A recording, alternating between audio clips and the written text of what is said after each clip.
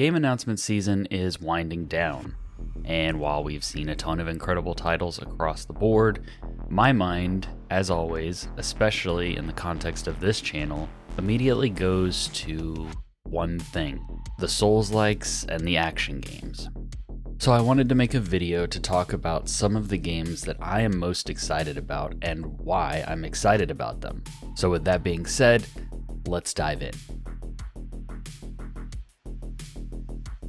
Kicking things off with a bang, or should I say a mechanical clank and the ominous whirring of clockwork, we have Lies of P Overture. For those who might have missed it, Lies of P is a Souls-like action RPG that daringly reimagines the classic tale of Pinocchio, setting it in a hauntingly beautiful city called Krat, which has been plunged into madness by rogue automatons. You play as Pinocchio, a humanoid puppet wielding a variety of customizable weapons, each with unique fable arts or special attacks, and utilizing a unique Legion arm system that grants different utility tools. Its combat emphasizes precise dodges, parries, and managing your lie stat, which influences your humanity and narrative outcomes. The main game was an absolute masterpiece of atmosphere, mechanically solid combat, and surprisingly compelling storytelling. And Overture looks to be building directly on that foundation. And the kicker? Developer Nioh Games shadow dropped this expansion. While we knew it was coming at some point this year, we didn't have an exact date. But as part of Summer Games Fest, it was just released. It's out now. I'm actually in the middle of replaying the main game, and I'm genuinely excited to get into Overture once I'm done. If you haven't played Lies of P yet, seriously, this expansion just makes it an even better time to jump into this critically acclaimed title. Up next, prepare to don your armor and embrace the grim because we're talking about Mortal Shell 2. The first Mortal Shell was a truly unique dark fantasy Souls-like where players possess the discarded bodies of fallen warriors known as shells, each granting a distinct playstyle and set of abilities. The game's standout mechanism, Harden, allowed players to briefly turn to stone to absorb an incoming attack and unleash a counter. It's renowned for its oppressive, almost Lovecraftian atmosphere, deliberate combat, and a sense of vulnerability that makes every encounter feel weighty. The first game was a really impressive Souls-like from a small team that really carved out its own identity. And from what I've seen of Mortal Shell 2, it's clear the developers are leaning hard into everything that made the first game special, and then some. The sequel appears to be doubling down on the heavy metal album cover aesthetic. Those absolutely bonker enemy designs, seriously, some of these creatures look like they just crawled straight out of a nightmare. And those incredibly satisfying brutal glory kills. Remember how limited the shells felt in the first game? Mortal Shell 2 seems to be offering a much larger variety of shells to experiment with, allowing for even more diverse playstyles. Plus, the enemy variety looks significantly expanded, which is crucial for a Souls-like to stay fresh. Overall, it feels like Mortal Shell 2 is the full, unbridled realization of the ambitious vision that the first game only hinted at, and I'm ready for it. Get ready to master your stances and unleash your inner yokai because my next pick is Nioh 3. The Nioh series are action RPGs with deep Souls-like mechanics set in a brutal, fantastical version of Sengoku-era Japan, teeming with historical figures and terrifying yokai, Japanese demons. Unlike many Souls-likes, Nioh emphasizes incredibly deep combat systems built around weapon stances, the key pulse for dynamic stamina recovery, and later the ability to transform and use yokai abilities. These games are known for their incredibly challenging boss fights, complex skill trees, and extensive loot. The Nioh series is held up as one of the absolute best non-From Software Souls-like experiences available. Team Ninja, the developers, are masters of intricate combat. Personally, I've played the first Nioh game, Wolong Fallen Dynasty, and I've been enjoying Rise of the Ronin, other games in the genre from the same developer. Nioh 2 is still sitting near the top of my backlog, begging to be played, but the announcement of Nioh 3 has brought it back to the forefront of my mind and gotten me excited about this series again. Nioh 3 seems to be taking ideas from the first two games, as well as the agile movement and unique combat of Rise of the Ronin, and the parry-heavy flow of Wolong Fallen Dynasty. combining them all to create something truly special. The idea of all these incredible combat mechanics converging into one ultimate package is incredibly exciting. If you're a fan of intricate combat and challenging encounters, Nioh 3 is definitely one to keep a very close eye on. From the dark alleys of feudal Japan to a post-apocalyptic world of revenants, my next anticipated title is Code Vein 2. Code Vein is an anime-inspired Souls-like action RPG set in a desolate post-apocalyptic world where players control revenants, vampiric beings with supernatural powers and a thirst for blood. Its unique features include a highly flexible blood code system, which allows players to instantly switch between character classes and abilities on the fly, offering an immense build variety.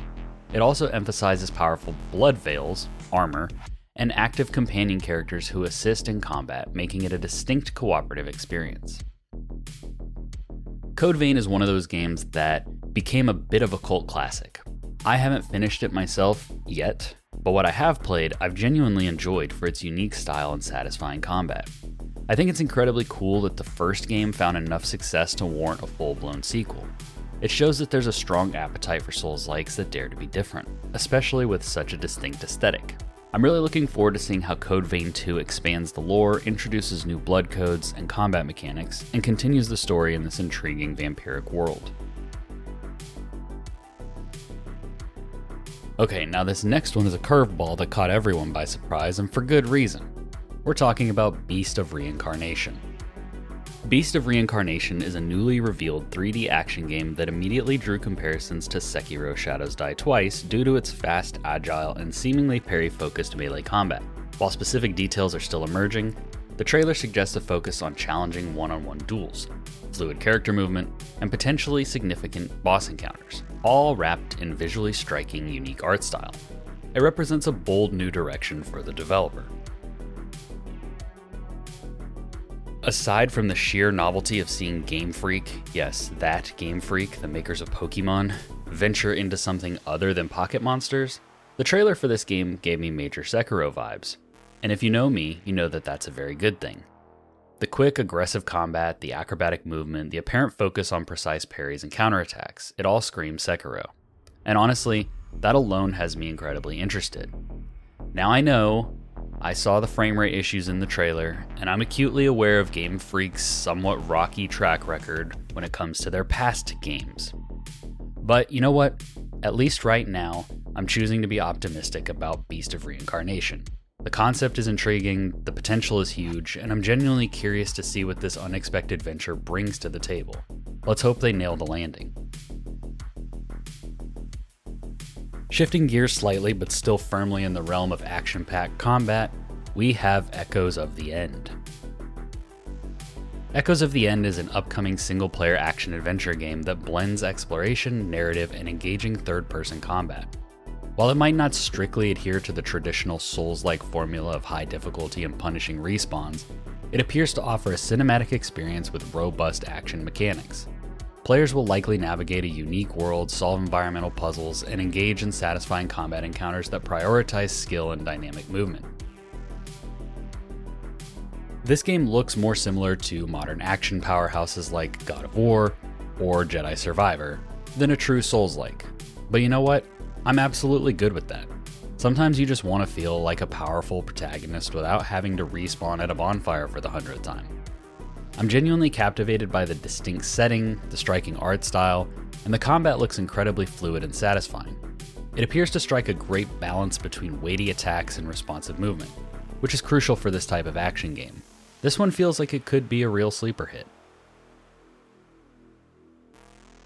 And finally, I had to include a fantastic 2D title on this list, because sometimes the best action experiences come from a different perspective. My last pick is Nocturnal 2. Nocturnal is a 2D action platformer known for its challenging combat, precise platforming, and distinctive art style. Players typically control a lone warrior navigating dangerous environments, utilizing various weapons and abilities to overcome enemies and environmental hazards. I'll be honest, I hadn't even really heard of the first Nocturnal before seeing the trailer for the sequel, but after witnessing the sheer style and speed, I immediately went to check out the original game. This game definitely deserves a spot on this list. The art style in Nocturnal is just gorgeous. a vibrant, almost painterly aesthetic that really makes the action pop. More importantly, the movement and combat seem incredibly fast, fluid, and responsive. It looks like one of those games where every slash and dodge feels impactful, and mastering the flow of combat will be incredibly rewarding. It's definitely one I'm keeping a very close eye on, and if you're a fan of challenging and stylish 2D action, you should be too. And there you have it, a comprehensive look at the Souls-like and action games that are currently fueling my hype train.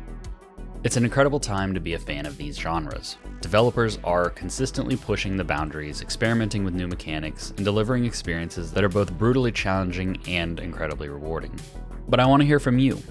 Which of these games are you most excited for? Did I miss any upcoming Souls-like or action games that you think absolutely deserve more attention? Drop your thoughts and your recommendations in the comments below. And if you enjoyed this video and want to see more discussions, breakdowns, and deep dives into the world of Souls-likes and action games, make sure to hit that like button, subscribe to the channel, and ring the notification bell so you don't miss any of my future content. Thank you so much for watching, everyone. Until next time, stay safe, keep gaming, and I'll see you in the next video.